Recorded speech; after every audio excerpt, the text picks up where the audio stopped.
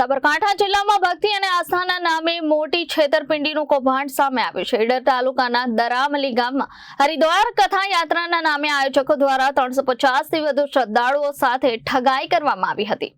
સાબરકાંઠા જિલ્લામાં ભક્તિ અને આસ્થાના નામે મોટું છેતરપિંડીનું કૌભાંડ સામે આવ્યું છે। માત્ર 3500 રૂપિયામાં લક્ઝરી હરિદ્વાર યાત્રાના નામે બુકિંગ લેવામાં આવ્યું હતું। યાત્રા માટે 7 થી વધુ લક્ઝરી બસોનું બુકિંગ બતાવી વિશ્વાસ જીત્યો હતો।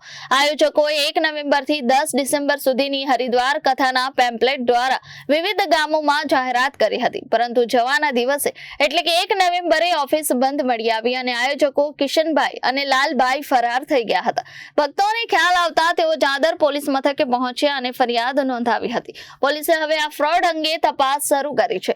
આ ઠગાઈમાં સાબરકાંઠા, બનાસકાંઠા, અમદાવાદ અને મુંબઈના ભક્તો સામેલ હોવાનું બહાર આવ્યું છે। ભાડે લેવાયેલી ઓફિસ અને કરારના પુરાવા પણ પોલીસને મળી આવ્યા છે। ભક્તિ અને આસ્થાના નામે ચાલી રહેલા આવા ગોરખ ધંધાએ ભક્તોમાં રોષ ફેલાવ્યો છે। મારું નામ પાયલબેન ભરતભાઈ ચૌધરી છે। હું અમદાવાદથી આવી છું। અમારી બસ વડાલીથી હરિદ્વાર જવાની હતી, પણ હજી આવી નથી। 3500 રૂપિયા ભર્યા હતા અને અમે પોલીસ સ્ટેશનમાં ફરિયાદ કરી છે એ વિશે। મારું નામ વસંતભાઈ રમણભાઈ નાઈ, હું વડાલીનો રહેવાસી છું। કેટલાક દિવસથી હરિદ્વારની યાત્રાનું આયોજન કરવાનું છે એવો પેમ્પલેટ આવતા હતા પેપરની અંદર। એના આધારે અમે મુલાકાત કરી, એમના ફોનથી કોન્ટેક્ટ કરી, દરામલી મુલાકાત કરી, એમને પૂછ્યું તો એમને કીધું કે હા ભાઈ અમે આયોજન કરેલ છે અને બધાને લઈ જવાના છે। 3500 રૂપિયા ભાડું છે, ત્યાં રહેવા જમવા સાથેની સગવડ છે, 7 દિવસ કથા સાંભળવાની, આ બધું અમને જણાવેલ તો અમે 3500 રૂપિયા આપેલા। 1 તારીખે લક્ઝરી બસ ઉપડવાની છે। અમે 11 વાગ્યા સુધી રાહ જોઈ, પણ એ ભાઈ આવતા નથી અને અમારો કોઈ ફોને ઉપાડતા નથી, જેથી કરીને અમે પોલીસ સ્ટેશન આવી અરજી કરેલ છે અને પીએસઆઈ સાહેબે અમને સાંત્વના આપેલ છે કે ભાઈ અમે એમને પકડી લાવશું। અમારા ગામની અંદર લાલાભાઈ કરીને ભદ્રેસર ગામમાં આવેલા, એમને કહ્યું કે 1 તારીખે 1 નવેમ્બરે 10 દિવસનો હરિદ્વારનો પ્રવાસ છે, દરેકને 3500 રૂપિયા ભરવાના છે અને કથા જે સોંપડ છે એને દિવસના 500 રૂપિયાનું કવર આપવામાં આવશે। 7 દિવસ સોંપડ છે એને 3500 રૂપિયા પાછા મળશે।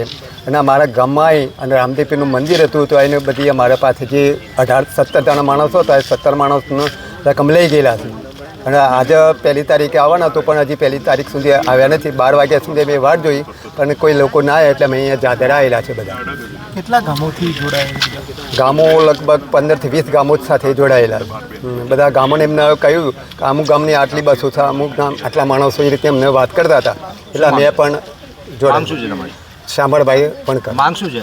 માંગ અમારા જે 3500 રૂપિયા ભરા છે ને અમને તો ના લઈ ગયા, એ અમારી માંગ છે, પરત મળવા જોઈએ। હું અમદાવાદથી આવી છું અને અમારી નાની બેન ચિત્રોડા રહે છે।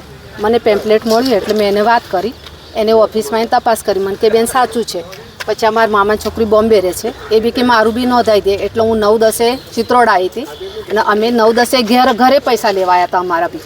પછી અમે પૈસા ભરીને પહોંચી લીધી। પરમ દિવસ સુધી અમને વાત કરી જ્યોતિ જોડે, મારી નાની બેન જોડે, કે ભાઈ બેન તમે ટેન્શન ના કરશો, અમે ચિત્રોડા આવીને તમને લઈ જઈશું। પણ સવારે કાલે બી ફોન એમને ના ઉપાડ્યો અને આજે સવારે બી ના ઉપાડ્યો। પછી અમને એમ થયું કે કેમ ફોન ઉપાડતા સ્વિચ ઓફ આવે છે, એટલે અમે ડાયરેક્ટ દરામલી આવ્યા। એટલે દરામલી આવીને ખબર પડી કે અમારી જોડે ફ્રોડ થયું છે। શું માંગ છે? પૈસા પરત મળે?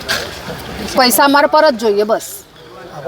અને હા, આવું બીજા જોડે ના થવું જોઈએ અને માણસને સજા થવી જોઈએ।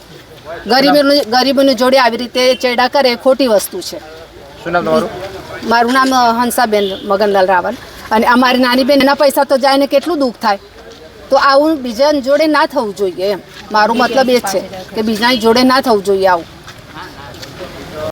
મારા ઘરે ન્યૂઝપેપર આવે છે, એમાં હરિદ્વાર યાત્રા પ્રવાસની એડવર્ટાઇઝનું પેમ્ફલેટ આવ્યું અને પેમ્ફલેટની અંદર લાલાભાઈ અને એમનો મોબાઈલ નંબર હતો।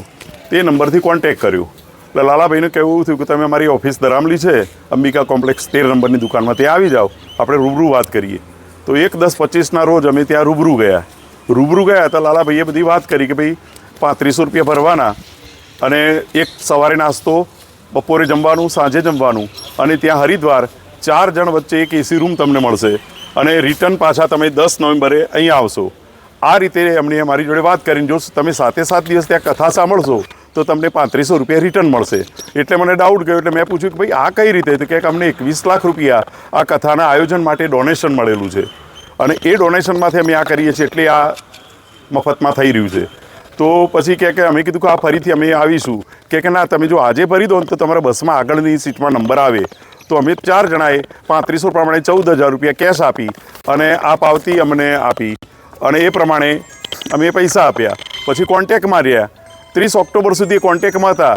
પછી કોન્ટેક્ટ બંધ થયો છતાં અમે આજે દરામલી આવ્યા 11 વાગે પણ ત્યાં ઓફિસ જોઈ તો ઓફિસના તાળા ખુલ્લા, શટલ ઊંચું કર્યું તો ઓફિસમાં સોફા ખુરશી જે કંઈ હતું એ બધું હટી ગયેલું, ખાલી ઓફિસ જ.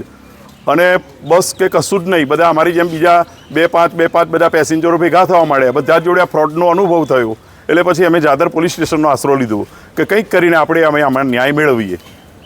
આ રીતે અમારી જોડે બની ઘટના અને અત્યારે અમે જાદર પોલીસ સ્ટેશન ફરિયાદ આપી ચૂક્યા છીએ. ચેતન ઉપાધ્યાય, ઈડર. Reporter Nilesh Joshi, Janadesh news, Sabarkantha.